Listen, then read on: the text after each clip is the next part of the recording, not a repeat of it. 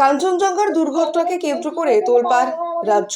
উস্কে দিল বিগত দিনের করমণ্ডল এক্সপ্রেসে দুই বন্ধুর এখনো নিখোঁজ থাকার ঘটনা। দেখতে দেখতে কয়েকদিন কেটে গেল কাঞ্চনজঙ্ঘা এক্সপ্রেস দুর্ঘটনা। সরকারি মতে 9 জনের মৃত্যু হয়েছে। যত কাঞ্চনজঙ্ঘা দুর্ঘটনার খবর ছড়িয়েছে ততই সোনারপুরের দুই বন্ধু এখনো নিখোঁজ থাকার ঘটনা এলাকার মানুষের মনে পড়ে।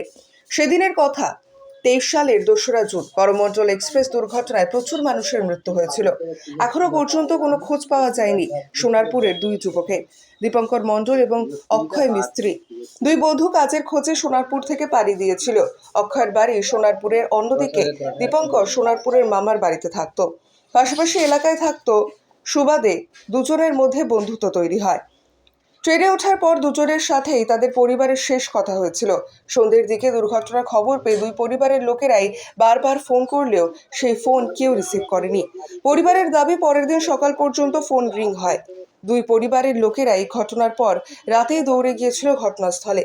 বিভিন্ন জায়গায় খোঁজাখুঁজিও করা হয়, ডিএনএ টেস্টও করা হয়, যদিও তার রিপোর্ট এখনো আসেনি।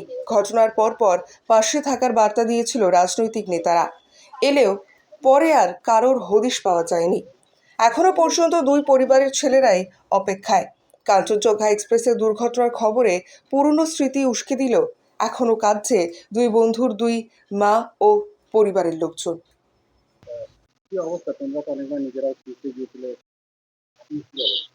এখন অবস্থা বলতে সত্যি আমরা তো যখন দুর্ঘটনা ঘটেছিল আমরা অনেকবার গিয়েছি ওখানে, প্রায় 5 থেকে 6 বার গেছি। গিয়ে আমরা ওখানে কোনো রকম কোনো সাহায্য পাইনি। প্লাস আমরা চেষ্টা করেছি অনেক খোঁজার ভাইকে, কিন্তু খুঁজে পাইনি। ডিএনএ টেস্টের স্যাম্পেল দিয়ে আসা হয়েছে, রিপোর্টও পাইনি। ইভেন সরকার থেকে যে কোনো আর্থিক অবস্থা মানে যে বলেছিল যে সাহায্য করবে, যেহেতু আমরা অনেক সাধারণ ঘর থেকে বিলং করি, তো আমাদের অত সামর্থ্য নেই যে ওখান থেকে গিয়ে আবার বারবার গিয়ে খোঁজা ভাইকে। তো আর কি বলবো? এখন কি বলছো? এখন কি চাইছি, এখন আর প্রায় 1 বছর তো হয়েই গেল, আর কোনো খোঁজ তো পেলামই না। আমরা চেয়েছিলাম যে কিছু আর্থিক সাহায্য যদি সরকারের থেকে পেতাম, তাহলে হয়তো আমরা আবার গিয়ে খুঁজে যাওয়ার চেষ্টা করতাম ভাইকে। তোমার দাদার নাম কি? আমার দাদার নাম রাজা মিস্ত্রি। যে মারা গেছে ওটা আমার ভাই। নাম কি? ওর নাম অক্ষয় মিস্ত্রি। তোমার নাম? সুমন মিস্ত্রি। হয়েছিল আপনার নাতি দীপঙ্কর? দীপঙ্কর চেন্নাই যাচ্ছিল কাজের জন্য। যেতে গিয়ে করমণ্ডল ট্রেন মানে দুর্ঘটনায় ওই যে নিখোঁজ হয়ে গেছে। সেই থেকে এই পর্যন্ত তার দেহ আজও আমরা শনাক্ত করতে পারিনি। তো 1 বছর তো হয়ে গেল। হ্যাঁ, 1 বছর হয়ে গেছে। তো কেউ যোগাযোগ করেছিল? যোগাযোগ কেউ একরকম করেনি। আমাদের এই গ্রামে যে পার্টির তারা ওরাই একটু এসেছিল। আর ওই লাবণী নাকি ওর নামটা, লাভলি, ও এসেছিল, এসে একটু দেখে গেছে ঠিকই। কেউ কোনো সহযোগিতা আমাদের কিছুই করেনি। আর্থিক কোনো সাহায্য টাহায্য? আর্থিক সাহায্য কেউ কিছুই করেনি আমাদের। ছেলেরও কোনো খোঁজ এখন? ছেলের খোঁজ আমরা পাইনি। এতদিন তো 1 বছরেরও বেশি হয়ে গেল, আপনারা কি চাইছেন?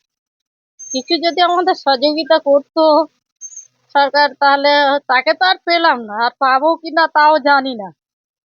কিছু যদি পাওয়া যেত, সেই তো রোজগার করতো। বাবা মা তো ওর ওপরে কত একটা ভরসা ছিল। যদি কিছু পাওয়া যেত সহযোগিতা, একটু আমাদের ভালো হতো। আবার তো একটা ট্রেন দুর্ঘটনা হয়েছে, কি বলবেন? কি আর বলবো। আপনার নাম? সুলোচনা খাড়া, দীপঙ্করের দিদা। আপনার ছেলের কি নাম? অক্ষয় মিস্ত্রি। ও কি ওই করমণ্ডলে গেছিল? এটা করমণ্ডল তো। হ্যাঁ। কি এই পাশে আয় না, আমার পাশে এসে বল না। হ্যাঁ হ্যাঁ, করমণ্ডলেই ছিল। এখন কি অবস্থা? এখন তো কোনো খবরই পাচ্ছি না। বাবা বল বাবা। কোনো ছেলের কোনো খবর এখন? না, কোনো খবরও পাচ্ছি না। কোনো খোঁজ, আমাদের অনেকবার খুঁজে এসেছি, কোনো খবরও পাচ্ছি না। ডিএনএ টেস্ট করতে দিয়ে আসলো, তাও কোনো খবর পাইনি, কিছুই পাচ্ছি না। কোনো রিপোর্টও দেয়নি, কোনো আর্থিক সাহায্য টাহায্য? কোনো কিছু পাইনি। কাউকে কেউ কিছু আমাদের দেয়নি। আমরা অনেক টাকা পয়সা দেনা পাওনা করে নিয়ে অনেক সন্তান অনেক খোঁজা খুঁজেছি, প্রচুর খুঁজেছি। 6-7 বার 8 বার 10 বার গেছি, আমাদের সবার 7 বার গেছে, আমাদের কাছে কিছু খেতে পাইনি। এখনো পর্যন্ত আমরা প্রচুর খবর নিচ্ছি, তাও পাচ্ছি না। কোনো সরকার থেকে কি, অনেক প্রচুর লোক তো আছে, আমাদের কেউ কিছুতে সাহায্য তো করছে না। আর কি হবে খবর শুনে বলেই যাচ্ছি, সবাই শুনে যাচ্ছে, দলবের লোক আসছে ফিরে যাচ্ছে, কে কি করছে আমাদের? একটা সন্তানের পরিবেশ পেটের চালা তারা বিদেশে খাটতে যাচ্ছে, গিয়ে তাদের জীবনটা চলে গেল।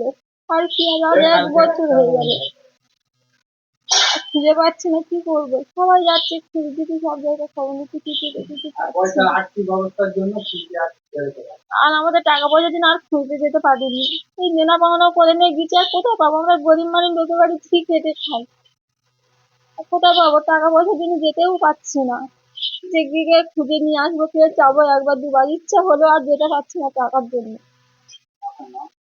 আমার নাম পুষ্প মিস্ত্রি। দেখতে থাকুন নিউজ প্রাইম টাইমস, আপনাদের সাথে আপনাদের পাশে।